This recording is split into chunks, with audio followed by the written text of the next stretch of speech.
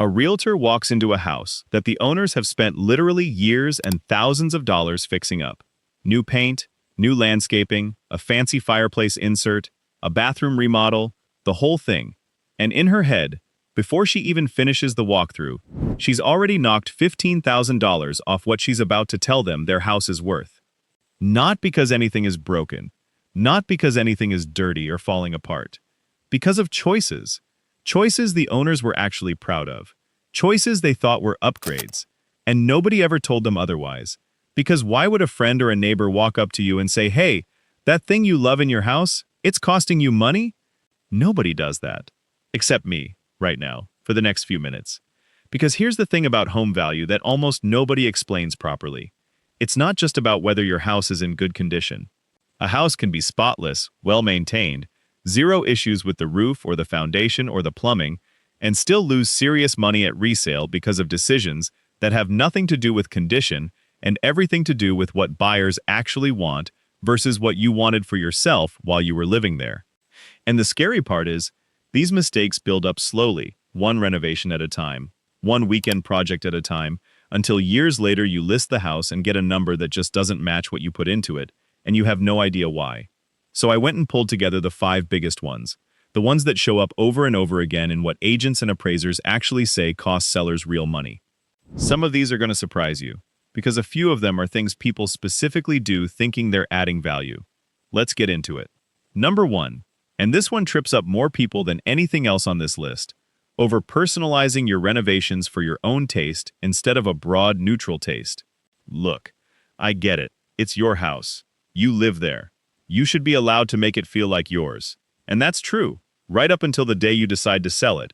Because at that exact moment, your personal taste stops being an asset and starts being a liability. Say you love bold colors, and you paint your kitchen cabinets a deep forest green.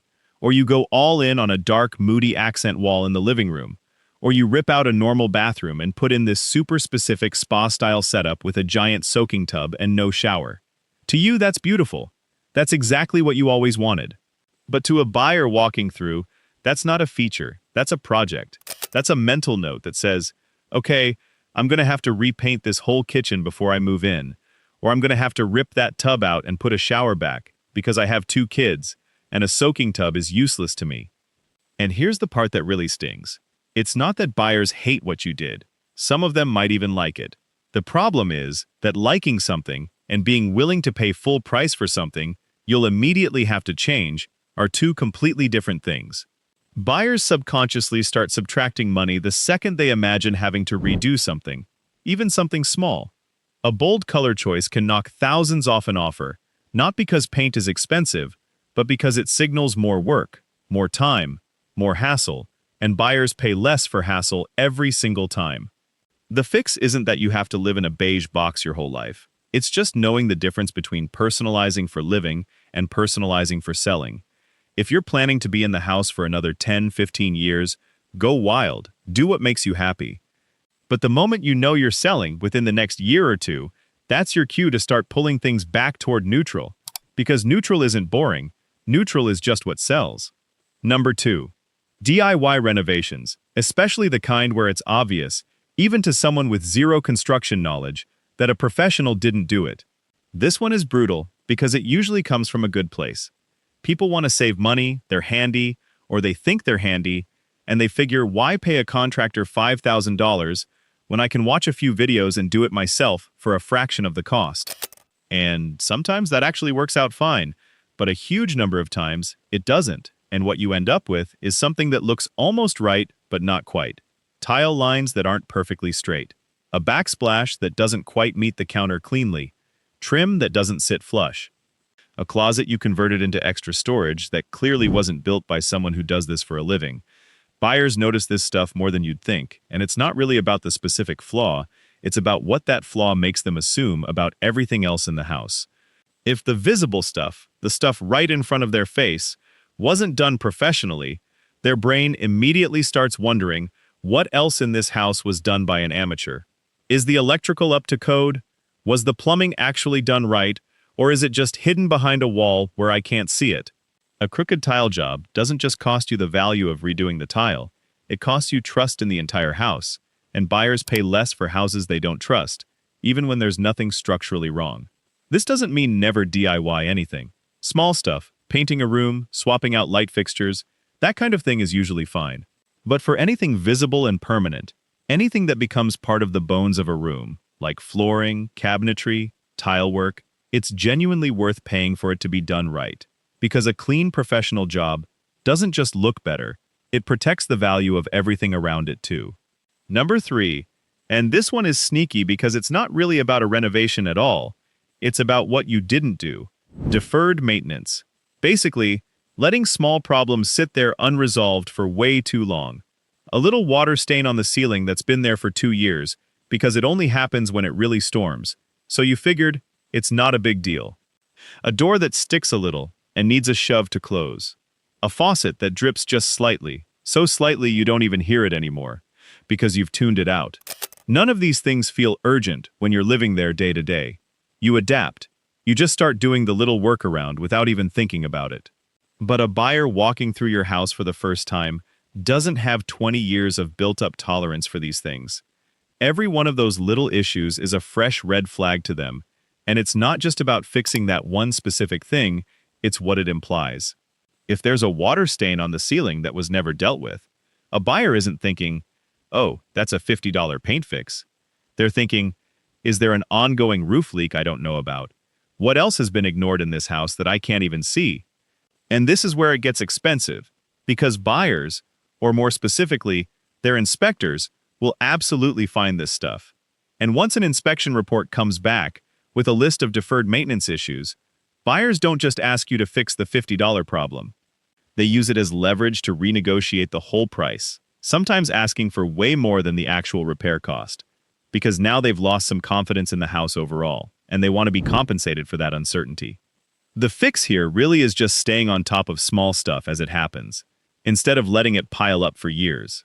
It sounds almost too simple, but fixing that dripping faucet the week it starts dripping, instead of the week before you list the house, saves you real money down the line, because tiny problems left alone don't just stay tiny, they start telling a story about neglect, and that story costs you at the negotiating table. Number 4. Converting spaces in ways that reduce the home's actual functional use, even if it feels like an upgrade to you. This one catches a lot of people off guard, because it usually comes from genuinely creative thinking. You've got a 3-car garage, but you only own 2 cars, so you convert that extra bay into a home gym, or a game room, or a home office with built-in shelving everywhere. Or you've got a formal dining room you never use because your family eats in the kitchen, so you turn it into a giant walk-in closet or a home theater. In your head, you're maximizing the house for how you actually live, and that makes total sense for you specifically. But here's the problem. The next buyer isn't you. They don't have your exact family situation, your exact number of cars, your exact lifestyle.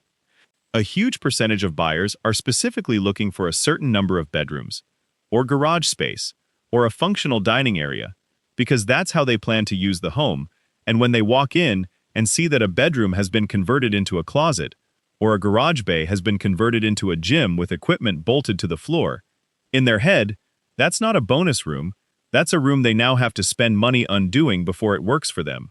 This is especially painful with garages and bedrooms specifically, because those two things are counted very literally in how a home gets valued and searched for online. If your house technically has 4 bedrooms, but one of them permanently lost its closet and became an office, some listings will still count it as 3, and that number difference alone can shave real money off, not because the house is smaller, but because it now shows up in a different, lower search bracket for buyers filtering by bedroom count. The fix isn't to never customize your space, it's to make sure the customization is reversible. If you want a home gym in your garage, great. Don't bolt everything into the concrete permanently.